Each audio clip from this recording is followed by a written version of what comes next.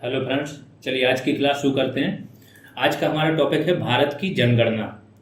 बहुत ही important topic है, क्योंकि इसके हिसाब से हर 10 साल में जनगणना होती है। ये 1881 से रेगुलर होती आई है। इसके हिसाब से आपकी 2021 में हो जानी चाहिए थी।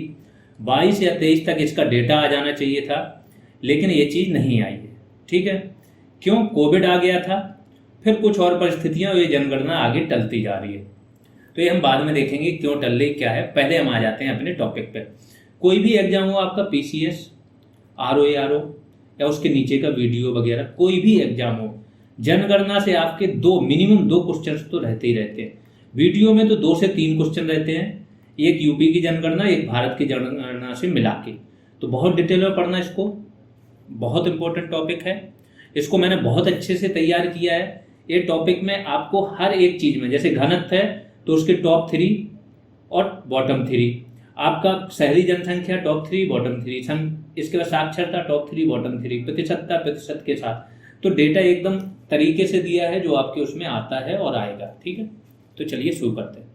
पहली जनगणना कब हुई? 1872 में लॉर्ड मेयो के कार्यकाल में हुई ये, लेकिन नियमित रेगुलर जनगणना नहीं थी। ठीक है, 1881 से क्या हुआ? लॉर्ड रिपन आए, ये गवर्नर जनरल थे। इनके काल में नियमित जनगणना शुरू हुई। तो अगर एक क्वेश्चन आता है कि नियमित जनगणना कब से शुरू हुई, तो वो 1881 है। ठीक है, WC प्लाउडेन कौन थे उस टाइम के? जनगणना आयुक्त थे। जब पहली जनगणना हुई 1881 वाली, तो उस टाइम कौन जनगणना आयुक्त थे? WC प्लाउडेन।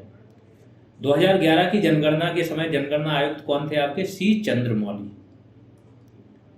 2011 की जनगणना का शुभंकर, देखो कोई भी काम होता है ना, शुभ काम होता है जैसे बोलते हैं, तो उसके लिए एक शुभंकर बनाया जाता है। ठीक है, प्रतीक बनाया जाता है। तो इस टाइम की शुभंकर कौन थी? प्रगणक शिक्षिका।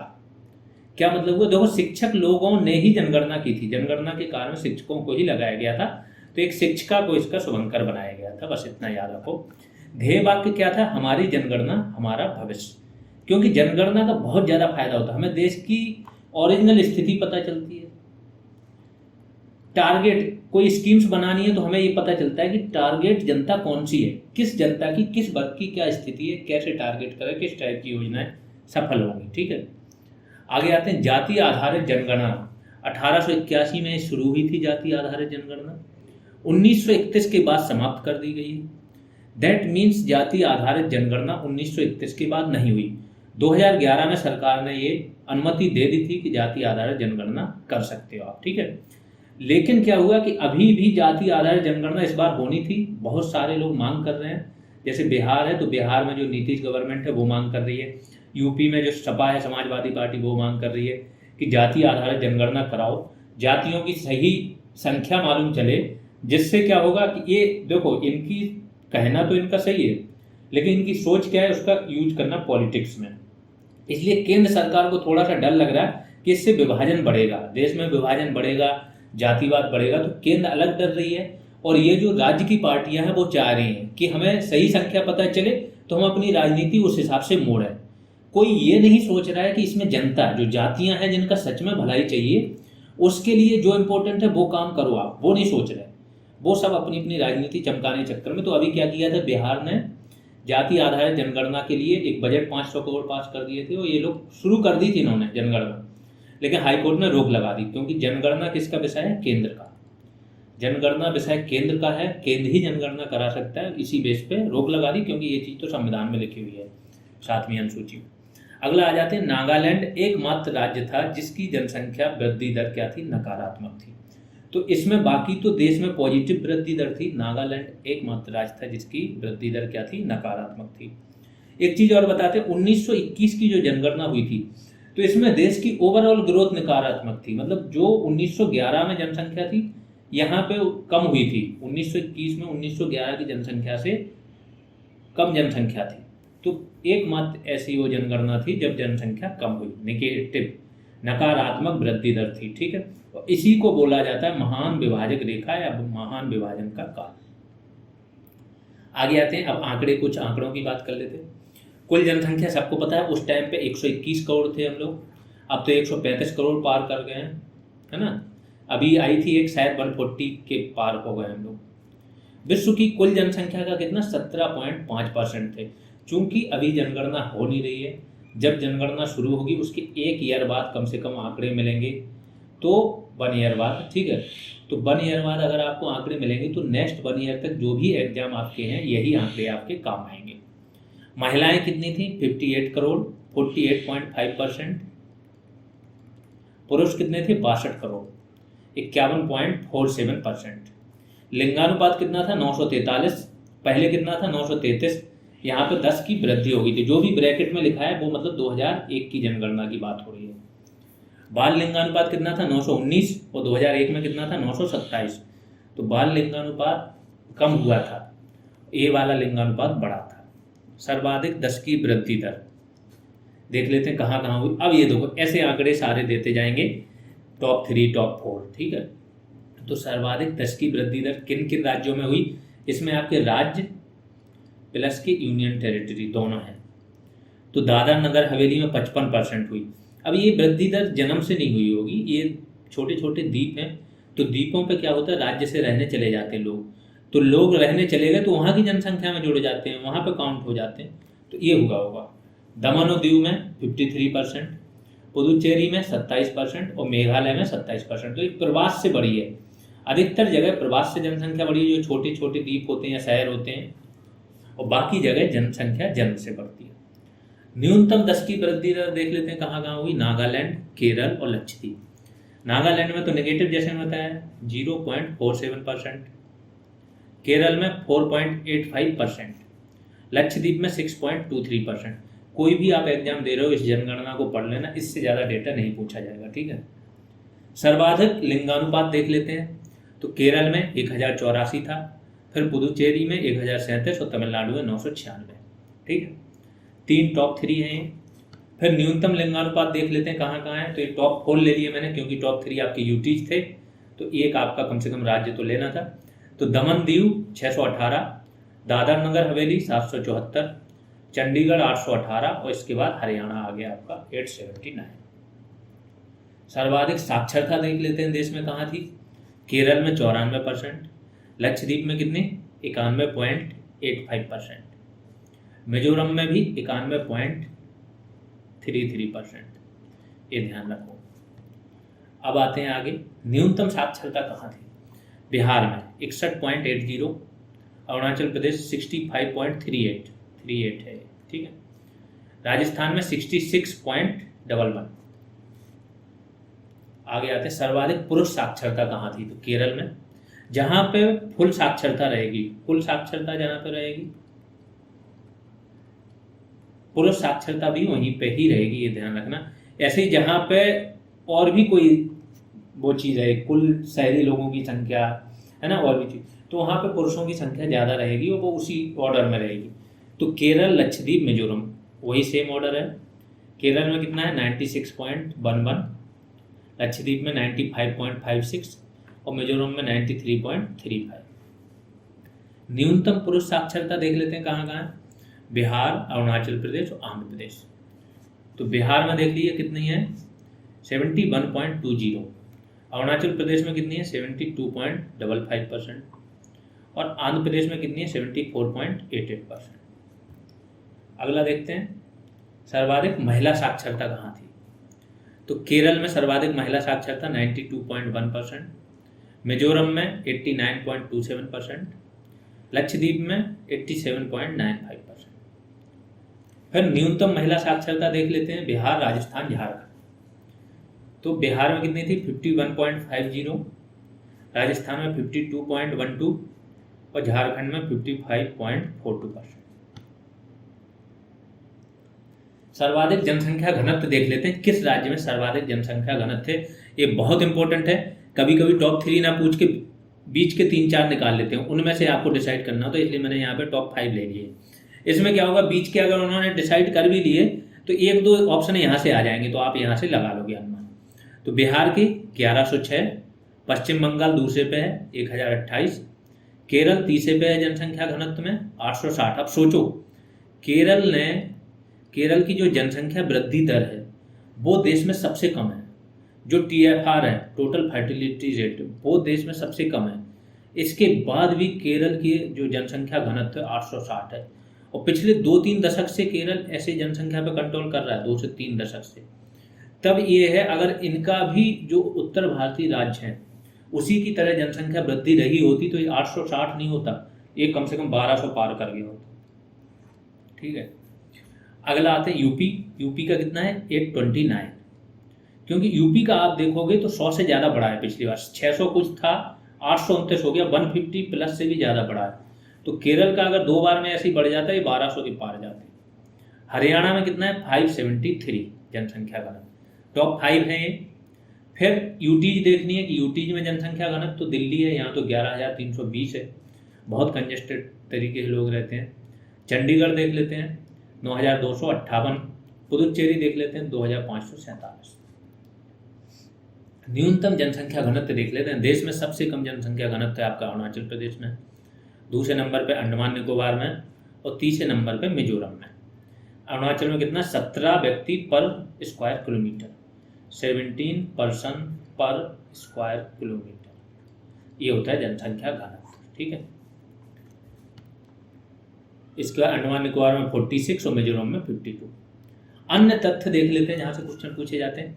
देश की नगरीय प्रतिशतता कितनी है, तो 31.16% लोग नगरों में रहते हैं, बचे हुए आपके 68 पॉइंट समथिंग, ठीक है 84 मान 68.84%, ये लोग कहाँ रहते हैं आपके ग्रामीण इलाके में। 10 की वृद्धि दर कितनी थी, 10 की वृद्धि दर अलग होती है, वार्षिक अलग होती है, तो ये कितनी थी 17.64, और ये 2001 का डाटा है जो मैंने ब्रैकेट में लिखा है, 21.54 थी 2001 में। वार्षिक वृद्धि दर कितनी थी 1.64, और 2001 में कितनी थी 1.97%। तो ये गिरावट आ रही। अभी तो जो नया आया था ना आपका national family health survey NFHS 5 जो सर्वे हुआ है, उसमें आया कि देश की जो 2.1 टोटल फर्टिलिटी रेट जो है ना 2.1 से नीचे आ गया 2.0, इससे भी नीचे 2.1 होता है आपका रिप्लेसमेंट रेट, मतलब जो जनसंख्या जो मृत्यु दर होती है उसी को रिप्लेस करती है जन्म दर, इससे भी नीचे आ गया है। अब ये चीज़ रिप्लेस करने में अपने को लगेगा 20 से 25 साल, लेकिन आगे चल के फिर जनसंख्या स्थिर हो जाएगी। साक्षरता देख लेते हैं। साक्षरता दर कितनी थी 73% लोग साक्षर थे, 2001 में कितने थे 64.83%। पुरुष साक्षरता 80.88 थी, और महिला साक्षरता कितनी थी 64.63। जनसंख्या घनत्व जिसको जनघनत्व भी बोलते हैं 382 था देश का, और 324 था आपका 2001 में। क्षेत्रफल की दृष्टि से देख लेते हैं कौन कौन से राज्य बड़े हैं, तो ये क्वेश्चन यहाँ से बनता है और अच्छे PCS वगैरह में पूछ लिया जाता है। तो सबसे बड़ा राज्य आपका राजस्थान, ये नॉर्मल है, सबको पता होता है। ये थोड़ा यहाँ पे लोग कंफ्यूज होते हैं गोवा सिक्किम में। तो सबसे छोटा राज्य आपका क्षेत्रफल की दृष्टि से गोवा, सबसे बड़ा यूटी क्षेत्रफल की दृष्टि से अंडमान निकोबार, और सबसे छोटा यूटी क्या है लक्षद्वीप। अब जनसंख्या की दृष्टि से देख लेते हैं। सबसे बड़ा यूपी, ये सबको पता होता है, ये वाला यहाँ लोग कंफ्यूज होते हैं। सबसे छोटा जनसंख्या की दृष्टि से सिक्किम है, और क्षेत्रफल की दृष्टि से गोवा है। सबसे बड़ा यूटी दिल्ली है जनसंख्या, और सबसे छोटा यूटी लक्षद्वीप। तो छोटे में लक्षद्वीप ही ये दोनों जगह कॉमन, बड़े चेंज हो रहे हैं। अनुसूचित जातियां देख लेते हैं। अनुसूचित जातियां देश में कितनी हैं 16.6% लोग SC कैटेगरी से हैं, और ये 10 की वृद्धि दर, इनकी 10 की वृद्धि दर देश की वृद्धि दर से औसत से ज़्यादा थी, 20.8 थी इनकी। सर्वाधिक जनसंख्या कहाँ है इनकी यूपी में, सबसे कम जनसंख्या मिजोरम में। अगर प्रतिशतता की बात करो तो इनका सर्वाधिक प्रतिशत जो SC जनसंख्या का है वो आपका कहाँ है पंजाब में। न्यूनतम प्रतिशतता कहाँ है मिजोरम में। SC का जो लिंगानुपात है वो है 945।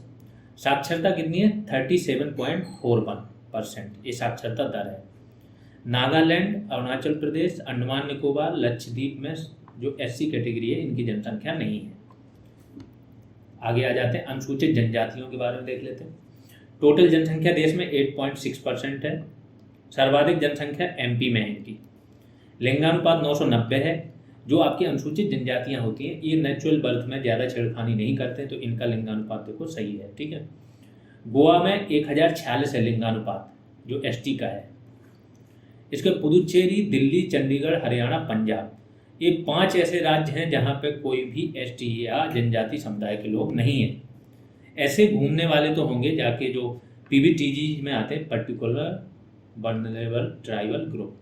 पीबीटीजी बोलते हैं जो घुमक्कड़ होते हैं, जाके अपना धंधा वहीं लगाते हैं, ऐसे तो होंगे। बट जो निवासी हैं, वहाँ रह रहे हैं और उनका वहाँ की लिस्ट में, स्टेट की लिस्ट में नाम हो, ऐसे नहीं है।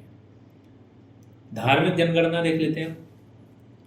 देखो, धार्मिक जनगणना में एक तो देश में प्रतिशत आता है, तो प्रतिशत ये हिंदू, मुस्लिम, सिख, ईसाई, इसके बाद जैन और बौद्ध, इसी ऑर्डर में आपका इनका प्रतिशत है। मैन का देख लेते हैं। हिंदू कितने हैं? 96.63 करोड़, 79.8% हिंदू हैं। इनकी उसमें प्रतिशतता में गिरावट आई 0.7% की। ठीक, अगला देख लेते हैं। मुस्लिम 17.22 करोड़ हैं 2011 के हिसाब से, अब तो बढ़ गए होंगे। ठीक है, हिंदू भी बढ़ गए होंगे। इसके बाद इनका प्रतिशतता 14.2% है। 0.8% की यहाँ पे क्या हुई है? वृद्धि हुई है। इनकी परसेंटेज में वृद्धि हुई, हिंदुओं को में गिरावट हुई। लिंगानुपात कितना है? 951। तो मुस्लिमों में लिंगानुपात हिंदुओं से अच्छा है। अन्य लिंगानुपात देख लेते हैं। ईसाइयों में 1023 है, मतलब 1000 के ऊपर है। लिंगानुपात वो होता है कि महिलाओं की जनसंख्या एक और अपन पुरुष पर 1000 पुरुष पे कितनी महिलाएं हैं। तो 1000 पुरुष पे कितनी महिलाएं हैं? 1023, ज़्यादा है महिलाएं। सिख में सबसे कम है 903, बौद्ध में 965 और जैन में 954। ठीक है, और आगे आते हैं शीर्ष 5 नगरीय जनसंख्या वाले राज्य। तो प्रतिशतता देख लेते हैं कि शीर्ष 5 राज्य ऐसे कौन से हैं जहां नगरीय जनसंख्या का प्रतिशत सर्वाधिक है। तो गोवा में 62% जनसंख्या नगरीय है, मिजोरम में 52% है, तमिलनाडु में 48.4% है, केरल में 47.7 है और महाराष्ट्र में है 45.2%। आगे आते हैं शीर्ष 5 नगरीय जनसंख्या वाले राज्य। ये जनसंख्या की बात हो रही है, यहाँ पे प्रतिशतता नहीं। ये क्वेश्चन आता है, यहाँ पे भी कंफ्यूज मत होना। तो नगरीय जनसंख्या, अगर जनसंख्या की बात करो तो महाराष्ट्र में सर्वाधिक है आपकी, दूसरे नंबर पे यूपी है, तीसरे पे तमिलनाडु है, चौथे पे वेस्ट बंगाल, पांचवें पे आंध्र प्रदेश है। महानगर, अब महानगर किसको बोलते हैं? मेट्रोपोलिस सिटी जिसको बोलते हैं, मेट्रोपोलिस सिटी या बोलते हैं मिलियन सिटी। अभी एक नया कॉन्सेप्ट चला है मेगा सिटीज का, हो सकता है इस बार की जनसंख्या में इसको ऐड करेंगे। ठीक, जनगणना जो होगी तो 10 लाख से अधिक जनसंख्या जहां हो उसको महानगर बोलते हैं। 1901 में देश में केवल एकमात्र महानगर था, वो था कोलकाता, जिसकी 10 लाख से ऊपर जनसंख्या थी। 1991 में ये 23 हो गया थे और 2011 में 53 शहर ऐसे थे जो 10 लाख से ऊपर जनसंख्या वाले थे। सर्वाधिक कहाँ थे? यूपी, केरल और महाराष्ट्र, तीनों राज्यों में 7 ऐसे शहर थे जो आपके क्या थे? 10 लाख से ऊपर जनसंख्या वाले थे या महानगर थे। यूपी के तो पीसीएस में एक क्वेश्चन यहाँ से आया था, शायद पिछली बार भी आया था, इस बार भी आया था। तो ये आते हैं, महानगरों से आने लगे आजकल। ठीक है, यूपी के वो 7 महानगर कौन से थे इसलिए मैंने रख दिया, और ये जनसंख्या के क्रम में, क्योंकि ये नगर की जनसंख्या है, जिला की जनसंख्या नहीं है। जब कानपुर जिले की बात करें तो इस जिले के अंदर गाँव भी आते हैं। ठीक है, कानपुर जिले की बात करें, लेकिन जब कानपुर महानगर की बात करें तो केवल महानगर की बात हो रही है, जिले की बात नहीं हो रही। यहाँ पे गांव नहीं, केवल शहरी क्षेत्र शामिल होता है। ठीक है, तो यहाँ पे कानपुर महानगर की बात हो रही है तो गांव नहीं आएंगे। तो कानपुर सबसे ज़्यादा जनसंख्या थी 2011 में, जो कानपुर महानगर है। दूसरे पे लखनऊ की थी, तीसरे पे आगरा की थी, चौथे पे गाजियाबाद, 5वें नंबर पे आपका वाराणसी था, 6वें पे मेरठ और 7वें पे इलाहाबाद। और इसका ऑर्डर पूछा था, लोग कंफ्यूज हो गए थे, क्योंकि जो जिला है, अगर जिला में देखो तो सबसे ज़्यादा जनसंख्या आपकी इलाहाबाद जिला की है, इलाहाबाद जनपद की। दूसरे पे आपका मुरादाबाद आ जाता है, लेकिन जब नगर की बात करो तो कानपुर, फिर लखनऊ, फिर आगरा। ठीक है, तो इसको याद रखना। यहाँ पे आपकी जो भारत की जनगणना है वो खत्म हो गई। जितने भी आंकड़े थे सब मैंने आपको बता दिए। ठीक है, जिन लोगों ने सब्सक्राइब नहीं किया वो सब्सक्राइब कर लें, साथ में शेयर भी करते रहें, जो भी आपके नोन वंस हैं। ठीक है, उनके साथ आप शेयर करते रहें। वीडियो की अगर आप तैयारी कर रहे हैं तो पूरा कोर्स ऐप पे चल रहा है। ऑलमोस्ट 3 सब्जेक्ट पूरी तरीके से फिनिश हो गए हैं, और भी बचे हुए सब्जेक्ट बहुत ही स्पीड से फिनिश होंगे। ठीक है, हिंदी के सारे टॉपिक दे दिए गए PDF बना के, तो हिंदी प्लस GS साथ में चल रही है, करंट भी चल रहा है। इसके बाद सिर्फ रीजनिंग बचेगी, हिंदी पे भी वीडियो आ जाएंगे, जो भी टफ टॉपिक्स हैं समझाने वाले हैं उन पे क्लासेज आ जाएंगी। तो जब तक आपका एग्जाम होगा सब कुछ कवर करा दिया जाएगा। अगर आप जुड़ना चाहते हो तो जीएस रिवॉल्यूशन करके आप प्ले स्टोर पर सर्च करेंगे, ऐप मिल जाएगा, वहाँ पे आपको कोर्स मिल जाएगा। और भी जानकारी चाहिए तो कोई भी वीडियो के कमेंट सेक्शन में या उसके डिस्क्रिप्शन में आपको सारी जानकारी मिल जाएगी।